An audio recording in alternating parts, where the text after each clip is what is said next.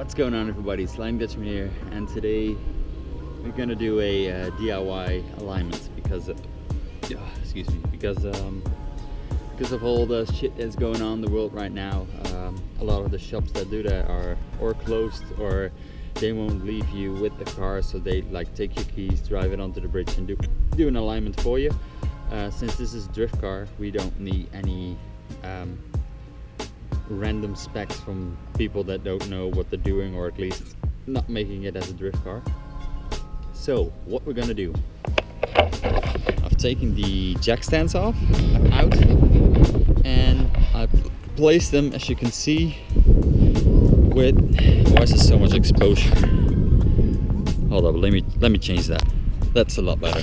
So what we're gonna do, I've taken the axle stands out and I put a wire to the other one on that side, and also I've got one on this side, and I've measured them to the car. So basically you need to make a square where your car is just perfectly lined in. It doesn't really matter if this wire is closer to the car as that one, as long as they're sort of equal to the body of the car, so it's not a diagonal line, but this is sort of straight with the car, and the other one as well. So what we can do now is measure the difference between the front of the wheel, which is 6 mil, 7 mil, versus 2.4, 2.5.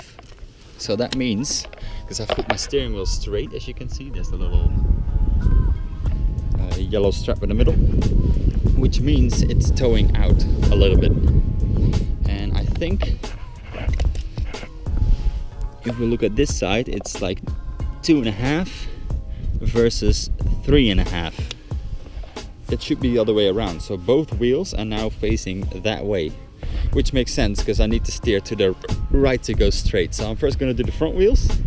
The rear ones, I only have the stock toe plates, so I can only do so much. And I believe this is not really an issue, because if you see the wheel, there's not a lot of toe. Also, like I said, you cannot really do a lot of adjustment, but when I did the subframe and put everything back on, I pulled both arms all the way out, because BMWs have a little bit toe in and they don't go to positive toe, so I pulled the maximum out so they're straight as can be, basically. So I'm just going to do the toe in the front, see what that does in drivability, and then I'm gonna tackle the camber on the rear, because I did this side, which was somewhat similar to what I had. I don't know if you can really see that on the camera, like how much camber there is on the wheel. It's not too bad. I want a little bit less, but I started with stock setting and then I can adjust from that. But Thomas twisted a few times before he really installed it, not knowing that I've set them in the right size, and you didn't need to do that, because if you see this wheel, it has a lot of camber, and the tire wear shows it. So I'm gonna first do the toe at the front, and then in order to do the camber, I need to adjust the camber arms, but you can only do that with the car on the ground, so I can look at the wheel and also do the sort of simple eyeball style alignment. Then I'm gonna jack the car up and put something underneath the wheels, so I have the space to work under it. That will be like a part 2 still in this video, but we're gonna start off with the fronts.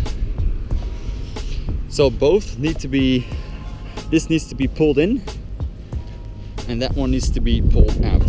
So I've taken the front bumper off. This is easier to do when the car's on the ground. So here you can see the locking nut.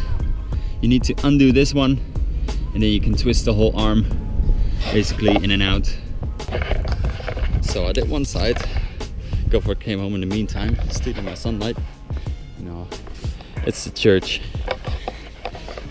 It's a religion that is taking that fun out of my life. As you can see, we're down here now to 3 and 3 as well.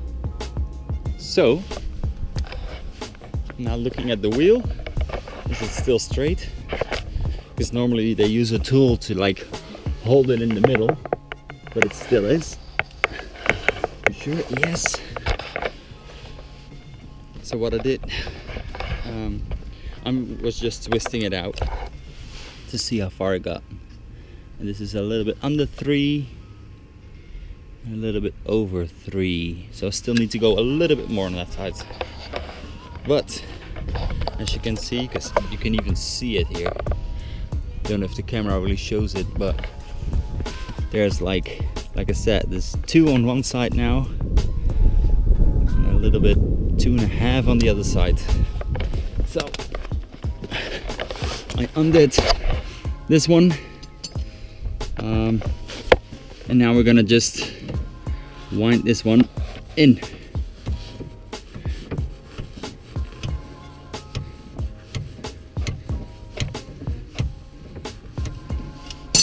There we go. Just a few turns, and then we're gonna measure again. Now it is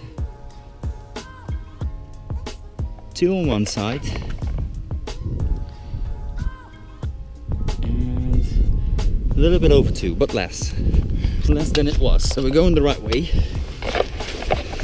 because I don't know if I said it yet, but like both wheels were facing left. Is it left? Yeah, left. So that was not convenient. I need to undo this knot a little bit more, so I have the space to go in.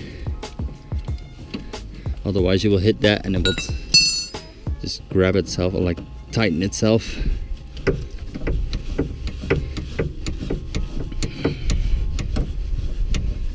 As you can see, I just gave it some room, some space, twist it up, and it's already there again. And it's just trial and error. You do a little bit and you measure. You do a little bit and you measure.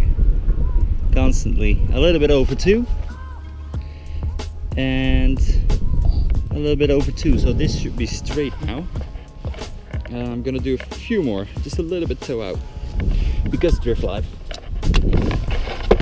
And it's just, like I said, just twisting, measuring, a little bit over 2 point, what is it? Middle of the rope is 2.3. Middle of the rope is 2.1. So I would say that side is good. And one thing that sucks, as you can see, my steering wheel is turned now. So might have done enough, like too much. But the thing is, normally you would lock your steering wheel in place. But now I'm like twisting it, and instead of the wheel moving inward, the wheel's turning. So now I'm gonna put the wheel straight again, which is kind of shitty, and you will see that I've turned it a little bit too much now. I need to go back. Wait, let me see if I can brace the steering wheel so it doesn't turn or something. Must be a way to do that. So I had something really useful inside of the house to use. Hi babe. The best tool you can get with a car, just get a girlfriend that wants to lend a hand. Yep. To wire down a little bit. Shove yourself in there. Oh my God. And get comfortable. Yeah, just keep the wheel straight and don't let it move. If it wants to move, fight against it. So now we're gonna do this again. But now the other way around. So with all that, they're now sort of straight. I left them like 1 or 2 mils out, so it has a little bit of toe out, which is what you want with the drift spec setting. I just don't know how much is enough or too little, so I keep them sort of straight with a little bit of toe out. So that's the front done, because the camera I don't have to worry about it, because that's pretty much good. So I can put this convenient thing back in the house. Thank you for all your help, babe. Yeah, no problem. Look out for the string. So that's done. Now I need to do the lock collars or the lock nuts back on so it doesn't move. Then we can switch to the rear. But my question is, am I gonna do that now or tomorrow? Because tomorrow I have a free day off as well. So I'm thinking I'm just gonna leave this for what it is. do them back up and just go for a test drive and see if it drives straight. If it's just the rear end that wants to go left and right now. Because at least if the front is going straight, I think I have then in that case already won, in my opinion, because it was not driving straight at the beginning. Lock that one. Now, this one.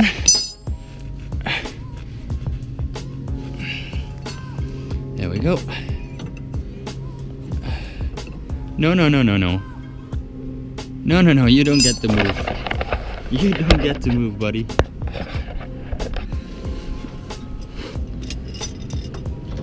This one on. Now we're gonna do you one. Yes. Just make sure that you don't turn this one when you do that one, because then it's all fucked. It's all off of alignment again.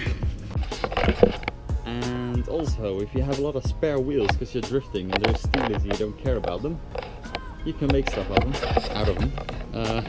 So I made, like, the top one still has the inside in it, so you can put your coals and everything in there. I got this one that goes on top, so I can barbecue in the top and I can make a fire here at the bottom. It's like 4 wheels stacked onto each other and just tack welded. It doesn't need to be that sturdy. Also, I have this piece, which is a little door that will go on, but as you can see, it's a very nice fit because it came out of there. But I still need to make some hinges like here, but I still don't. Cool little car guy projects, as I like to call them. I think in a previous video I showed you guys the little table lamps that I created from what is it, cam gears? Oh, not the cam gears, the cam shaft with the cam gear, and then on top of that I made a little light. If not, hold on. So as you can see, this is the old cam shaft with the cam gear at the bottom, and I just routed the wire because they're hollow, routed the wire through them, and then have a little light bulb with a cap on top, which is now my table lamp here, which I think was pretty cool. I kind of like those type of projects. So if I take stuff off a car, or like the previous engine, I fully stripped it apart. I have the bottom, the head. That's where the cam gears came, or the cam shafts came from. But for now, I thought this was a pretty cool idea, because I have, like, behind that door, it's just stacked full of wheels. Same as here. I got the Opel Insignia wheels that I'm gonna, like, get banded, like widened with an extra lip so it fits my body. I got the old Volvo Steelies that I can still do another project with, or make another one of those or something. Yeah, also I got a new jack, which you will see in part 2, or like, this one is a low profile jack, so if you compare it to the old one, it's a bit crowded up bullshit here, but I have to make it work with the room that I have basically here. And it's not a lot, but I got all my tools here and I can work on my car, so for me that's mission accomplished. But as you see that one, it's a pretty high jack, and the problem with this one is that the seal of the oil of the hydraulics is leaking. So if you jack something up, it will leak oil, and by now I cannot fit it physically under my car. I need to sort of lay under the car myself as well, and then exhale, and then just fully wedge myself between the ground and the wheel weld, or the spare wheel weld, and then like fully extend myself to just brush up the car like a centimeter or 2, and that way I can put the jack underneath the diff. And if I'm there, then I need to make a full swing with the handle to even make it work, which is not an option underneath that car. So I was just like half an hour pumping just to get the car off the ground, which I hated so much that I decided to go with a new one, which is pumping really quickly and also fits on the lowered cars, so very happy with that one. And some polyurethane wheels, because I love my neighbors. So it doesn't make that much noise when you pull it in and out, because we all know how average jack sounds when you pull it over the ground like this. But anyway, enough rambling. Let's continue on to the rear wheels. So here we are, day 2. I already put the car on the jack, which was within 5 minutes because it fits under the diff.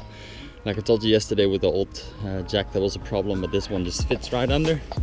Then I put some wheels on the ground with a little bit of wood on top, so I can drop the suspension in, so I can see how much camber there is. And then I got a 24 and a 26. Well, they're both the same, but now I can hold the nut and twist the thing at the same time. And then we're gonna use this to align it. Once again, I'm not going for laser precise alignment, just better than what it was, because it's ridiculous. So this needs to come in a lot. So let's just start doing that first, because there's no point measuring when it's so far off. So what we're doing, let's see if I can put this tripod down here, put the camera up a little bit. This is the camber arm, and what I'm gonna do is I've undone these locker nuts on the outside there and there. And now I'm just gonna get the 26. I'm just gonna start winding. 26 is not fitting on this. Wait, is this the 26? Oh, this is the 26. This beam is the 24. So we're gonna take the 24 and just start screwing it in. And because it's on these plates, it wants to like flex a little, slide easier. And this is basically it's a simple job, but gotta do it one day. And then after a few turns, I'm just gonna see where we're at. Oh, I felt the thing moving here, the wood. So it's pulling in the tire, which means it is working. Undo that a little bit more. But this is not that exciting. I think we might be close now.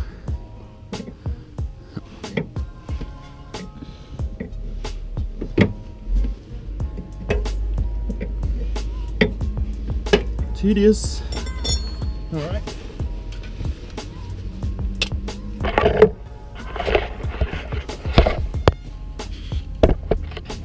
So now, I put this flat to the wheel, which I now have space for though.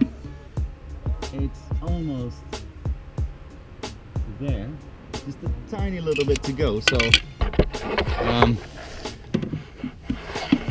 look, if I go from this, it's almost there. So for a roughly like almost there, I think. Let's see how far we are.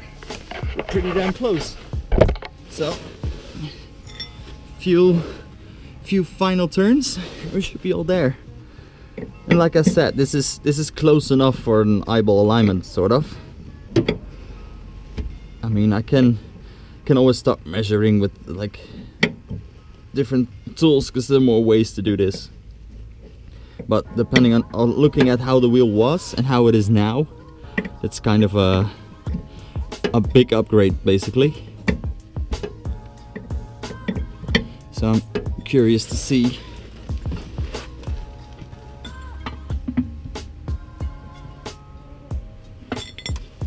That was a little bit too far even. I didn't count how many twists I did. You might on the camera, but 1, 2, 3. 3 twists back. Enough. Bang on in the middle. So now I'm gonna lock these nuts up. These on the outside here, that just holds it in place. so it doesn't, you know, become undone when driving, come loose, which is not good, because then you will have a lot more camber after one simple drive. That's one. And now for the other one, let's see if I can reach that here. Let's put it on by hand first. Yes.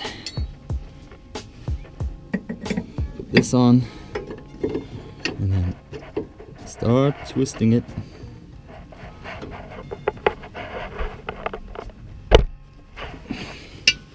There we go.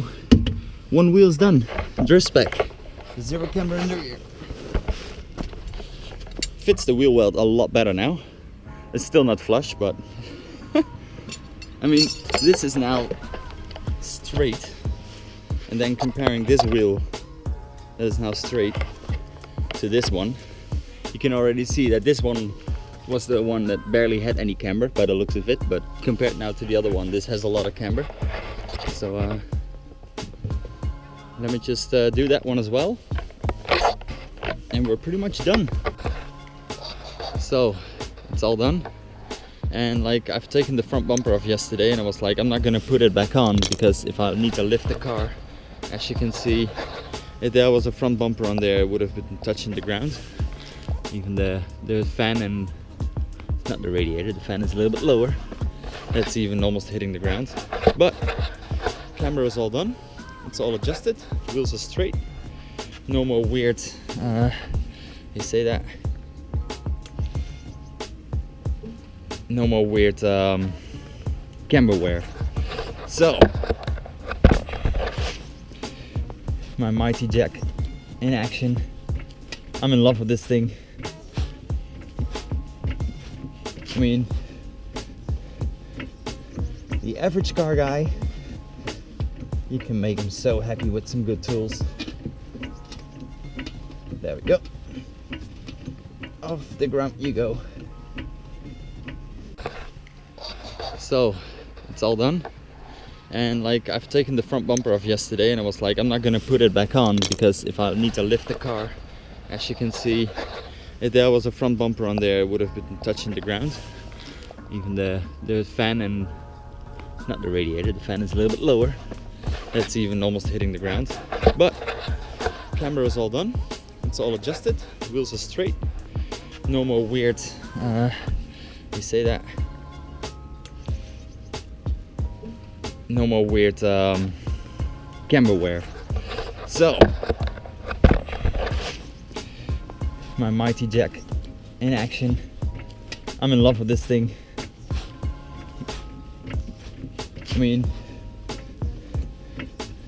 the average car guy, you can make him so happy with some good tools. There we go. Off the ground you go.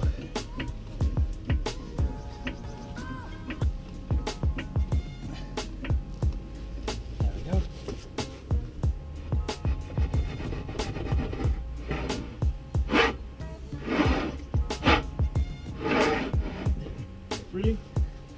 Really? There we go.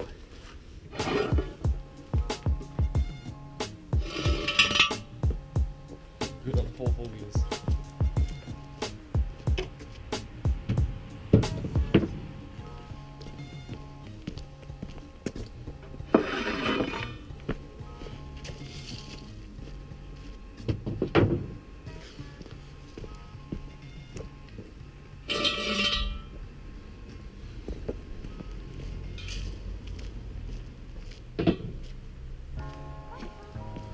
I don't know if you can see that, but also a giveaway that the camber now is right.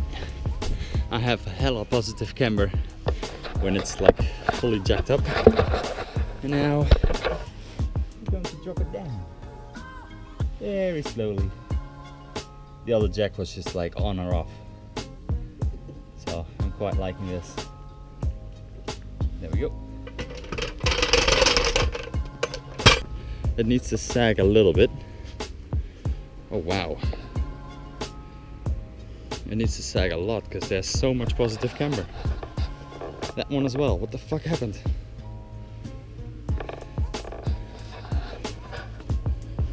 What the hell?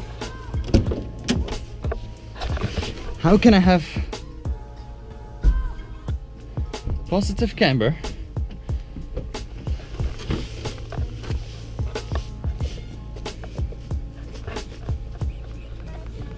This is so weird. Like, you just seen that I had it like straight when it was the wheels sagged down, and now it's on its wheels again and it has positive camber, which would mean that it's higher up.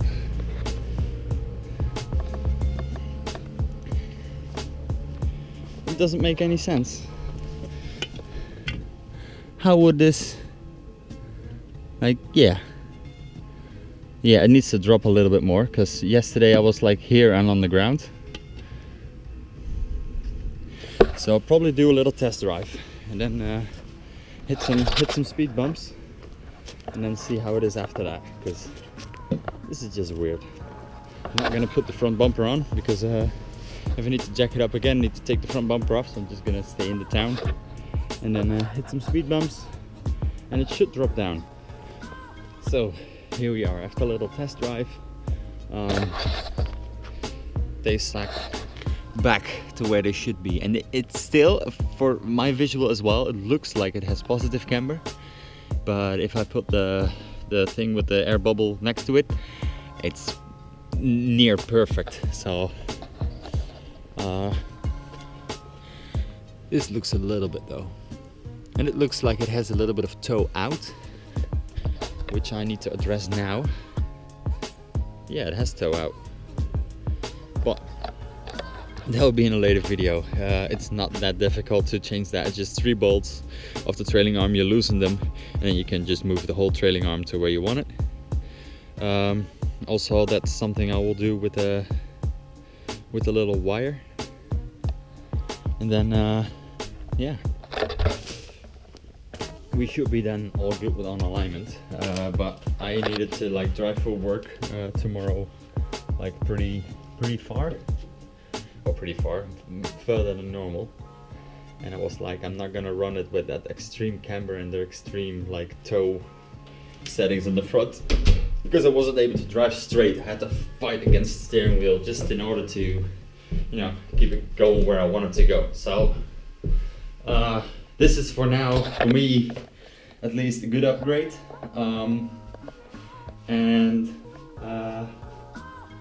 Well, it drives a hell of a lot better. I just clutch kicked it from out of one corner and it just stepped sideways immediately, which I thought was very good, because even though I have more contact patch, I don't have to like see it like this.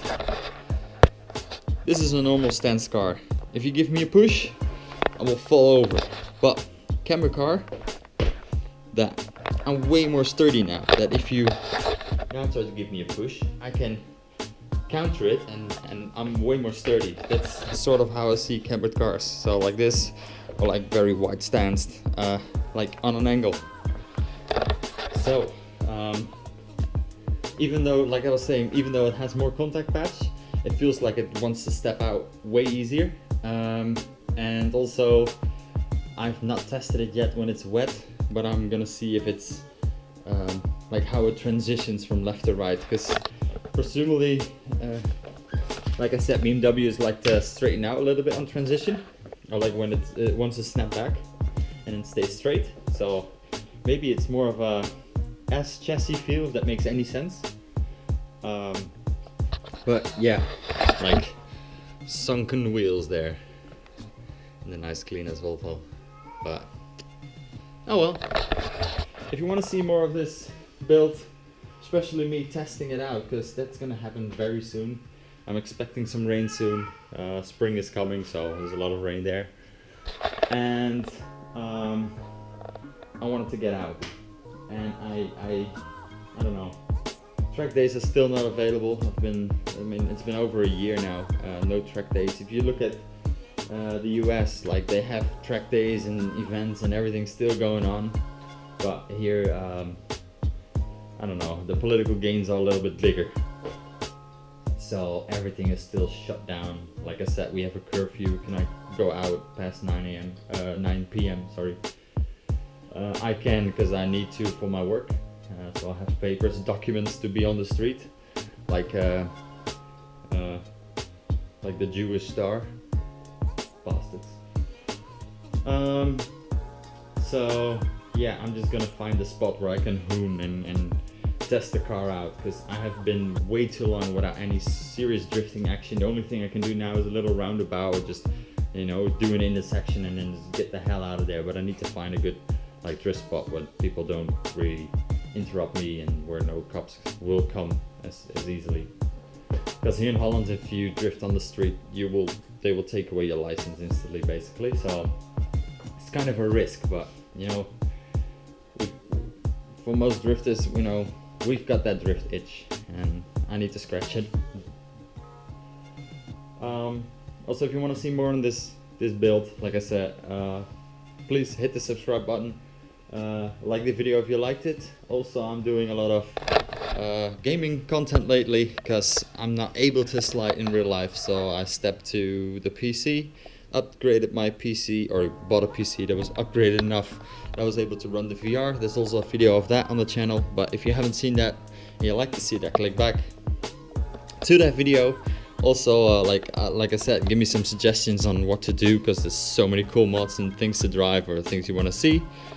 And hopefully I'll be online with the squad soon and do some good tandems. But yep,